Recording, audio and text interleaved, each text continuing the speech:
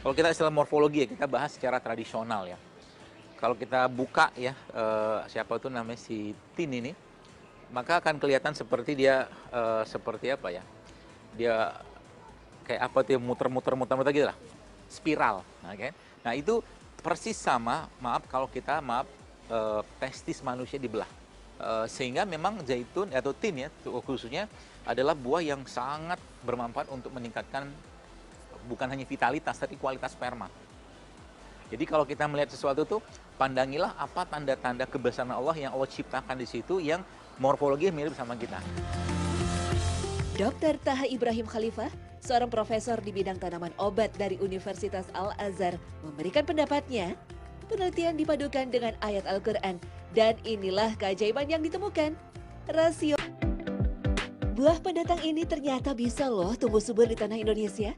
Buah tin adalah tanaman asli wilayah Asia Barat Daya dan Mediterania Timur yang beberapa spesiesnya hanya cocok dengan karakter negara 4 musim. Di dunia diperkirakan ada sekitar 850 spesies pohon tin. Tapi di wilayah Cikarang, Kabupaten Bekasi, ada sebidang tanah yang dimanfaatkan untuk budidaya kebun tin oleh warga setempat. Sejak tahun 2014, Ridwan Setiawan mencoba budidaya buah tin di lahan sewaan dekat rumahnya. Dari lahan terbatas inilah, setiap 1 minggu sekali, buah-buah tin segar bisa dihasilkan.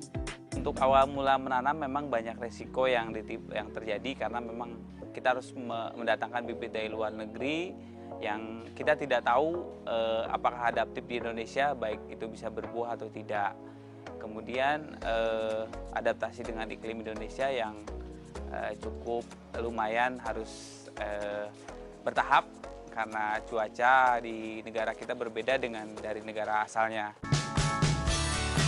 Buah tin segar yang ditanam tanpa bahan kimia, ketika sudah dipetik hanya bisa tahan selama 2 hari tanpa pendingin.